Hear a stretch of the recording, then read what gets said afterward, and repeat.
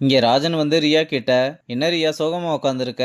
யாரையாவது மிஸ் பண்றியான்னு?" கேட்டா, "என்னதான் மிஸ் பண்ணிக்கிட்டு இருக்கேன். நான் எவ்வளோ கான்ஃபிடென்ட்டா இருந்தனோ அதெல்லாம் இப்போ போயிடுச்சு. நான் எவ்வளோ பிளான் கொண்டு வந்தாலும் ஒர்க் அவுட் ஆக மாட்டேதுன்னு அந்த மசாலா பாக்கெட்டே பிடிச்சு தொங்கிக்கிட்டு இருக்கா. என்ன பேசிக்கிட்டு இருக்க? எல்லா டிசிஷனும் எப்பவுமே கரெக்டா இருக்காது. அதான் நினைச்சலாம் ஃபீல் பண்ணிக்கிட்டு இருக்காத. அப்படி இத பத்தியே யோசிச்சுக்கிட்டு இருந்தனா, நம்ம ரெசார்ட் அடுத்த லெவலுக்கு போறத நீயே ஸ்டாப் பண்றேன்னு அர்த்தம். இன்னைக்கு பேண்ட்ரி சப்ளையர் கூட மீட்டிங் இருக்குல்ல, வா போலாம்னு அவள சமாதானப்படுத்தி கூட்டிட்டு போறான். இங்க மீட்டிங்ல சப்ளையரும், "நீங்க கேட்குற மாரி குவாலிட்டியா குடுக்க நாங்களும் ரெடி தான். ஆனா அதுக்கான செலவ சொல்லும்போது மட்டும் காம்ப்ரமைஸ் பண்ணா எப்படி? பேண்ட்ரில நாங்க குடுக்குற பட்ஜெட்ட எங்கேயுமே குடுக்குறது கிடையாது. ஃபுட்டுல நாங்க ஒண்ணும் காம்ப்ரமைஸ் பண்றது இல்ல. காசுக்காக என்கிட்ட பேரம் பேசிக்கிட்டு இருக்கீங்க. இத விட பெரிய கான்ட்ராக்ட் எல்லாம் எடுத்து பண்ணிக்கிட்டு இருக்கேன்னு திமிரா பேசுறான். அப்ப சரி உங்க கான்ட்ராக்ட்ட க்ளோஸ் பண்ணிரலாம்னு சொல்ல, எனக்கும் 1008 வேலை இருக்குன்னு சொல்லிட்டு கிளம்பிடுறான். சரி இப்ப பேண்ட்ரி என்ன பண்ண போறோம்? அத ரியா பாத்துக்கிட்டா நல்லா இருக்கும்னு தோணுது. எனக்கும் ரியா மேல முழு நம்பிக்கை இருக்கு. பேண்ட்ரி இனிமேல் ரியாவே பாத்துக்கிட்டோம்னு சொன்னா, இப்பதான் என்னால பெரிய லாஸ் ஆயிருக்கு. மறுபடியும் என்னால எப்படி? அதுக்காக அப்படியே விட்டுற முடியுமான்னு தாமஸ் ஆல்வா எடிசனோட பல்பு கதையை சொல்லி எத்தனை தடவை வேணாலும் கீழே விழலாம், ஆனா திரும்ப எந்திரிக்கணும்னு மோட்டிவேட் பண்றாரு. ரியாவும் இனிமேல் நானே பாத்துக்கிறேன்னு சொல்றா. இங்க உத்தமன் ஐசுவை கூப்பிட்டு விட்டு இருந்திருப்பாரு போல. அவளும் வந்து என்னன்னு கேக்குறா. ஈவினிங் பர்த்டே ஈவெண்ட் இருக்கிறது உங்களுக்கு ஞாபகம் இருக்குல்ல?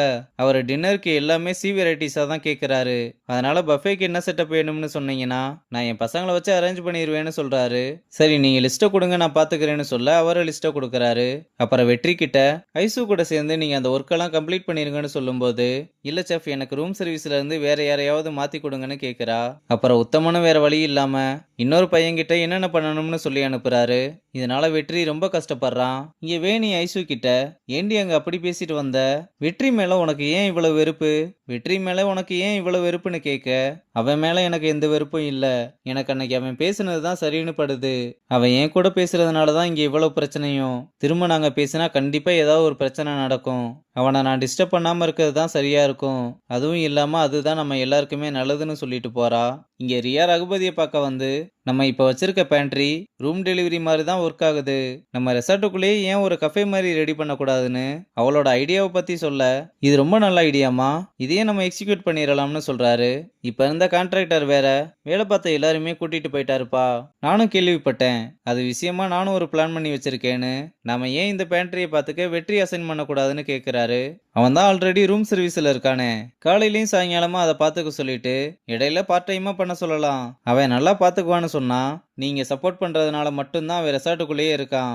அவன் தப்ப உணர்ந்து என்கிட்ட மன்னிப்பு கேட்டாமா, ஒரு சான்ஸ் கொடுத்து பார்க்கலாம், அவன் சரி வரலைன்னா மாத்திரலாம்னு சொல்றாரு.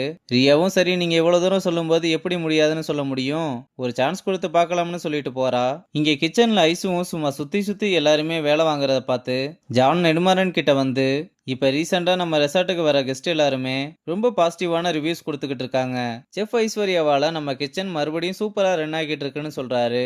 இதை கேட்டு நெடுமாறனும் வெளியே வந்து எல்லாரையுமே கூப்பிட்டு, நம்ம கிச்சனுக்கு கொஞ்ச நாளா பாசிட்டிவான ரிவ்யூஸ் நிறைய வந்துகிட்டு இருக்கு. அதுக்கு காரணம் நீங்க எல்லாருமே உங்க வேலையை கரெக்டா பண்ணிருக்கீங்க. அதுக்கு கிச்சன் டீமை வழி நடத்தின ஐஸ்வர்யாவை பாராட்டியே ஆகணும்னு சொல்லும்போது எல்லாருமே ஐசுவை பாராட்டி கை தட்டுறாங்க. அதே நேரத்துல இந்த புகழ் நமக்கு கிடைச்சிருச்சுன்னு தலக்கணம் பிடிச்சு ஆடிடக்கூடாது, நம்ம வேலையை டிசிப்ளினோட பண்ணணும்னு சொல்லிட்டு போறாரு. ஐசுவும் தன்னோட அப்பா பாராட்டிட்டு போனதை நினைச்சு ரொம்பவே பெருமைப்படுறா. இங்க நம்ம பசங்க மியூசிக் டைரக்டரை மீட் பண்றதுக்கு பிளான போட்டாங்க போல. அப்ப மேனேஜர் அந்த பக்கம் வர்றதை பார்த்ததும் பாண்டி நின்ன இடத்துலயே கழிஞ்சிடுறான். யோ பிளான் படி நீ தானே அவனை திசை திருப்பணும், அவனை பார்த்து இப்படி பயந்து நடுங்கிக்கிட்டு இருக்க, போய் சொதப்பிடாம பிளான் படி பண்ணுன்னு சொல்றான். சரின்னு பாண்டி மேனேஜர் கிட்ட வந்து, சார் நான் நல்லா டான்ஸ் ஆடுவேன், உங்க பவரை யூஸ் பண்ணி எனக்கு ஒரு சான்ஸ் வாங்கி கொடுங்களேன்னு கேக்குறான். உனக்கு டான்ஸ் ஆட தெரியும்னா இப்ப ஆடி காட்டு. சார் இங்க எப்படி சார், இங்கெல்லாம் முடியாது. இப்போ உனக்கு கெட்டப்ப மாத்தி நல்லா மேக்கப்லாம் போட்டு விட்டுருக்காங்கன்னு நினைச்சுக்கோ. இப்போ நீ ஒரு ஃபீமேல் டான்சர் ஆடி காட்டு, சான்ஸ் வாங்கி தரேன்னு சொல்றான். சார் ஃபீமேல் டான்சர்லாம் ஆட முடியாதுன்னு சொன்னா, நீ பாடுறியா இல்லையா, எனக்கு டைம் ஆகுதுன்னு சொல்லிட்டு கிளம்பும்போது அவனை இழுத்து பிடிச்சு வேற வழி இல்லாம அவன் கூட சேர்ந்து டான்ஸ் ஆட ஆரம்பிக்க, வெற்றி நைஸா ரூமுக்குள்ள வந்து, அவங்க ரொம்ப நல்லா பாடுவாங்க, நீங்க ஒரு தடவை கேட்டு பாருங்கன்னு சொல்ல, எனக்கு டைம் இல்லப்பா நான் சாங் கம்போஸ் பண்ணிக்கிட்டு இருக்கேன், சரி பரவாயில்ல ப்ளே பண்ணுன்னு சொல்ல, வெற்றியும் மொபைல் எடுத்து ஐசு பாடின பாட்டை ப்ளே பண்றான். அவ பாடுறத கேட்டதுமே மிரண்டு போறாப்ல. நான் இதை கொஞ்சம் கூட எதிர்பார்க்கல, வாய்ஸ் ரொம்ப நல்லா இருக்கு, இந்த ஆடியோவை எனக்கு சென்ட் பண்ணுன்னு நம்பரெல்லாம் கொடுக்கறாரு. வெற்றியும் நம்பரை வாங்கி அவருக்கு ஷேர் பண்றான். நான் கம்போஸ் பண்ணிக்கிட்டு இருக்க சாங்குக்கு இந்த வாய்ஸ் செட் ஆச்சுன்னா உனக்கு கால் பண்றேன்னு சொல்றாரு. வெற்றியும் இதனால ரொம்பவே சந்தோஷமாகறான்.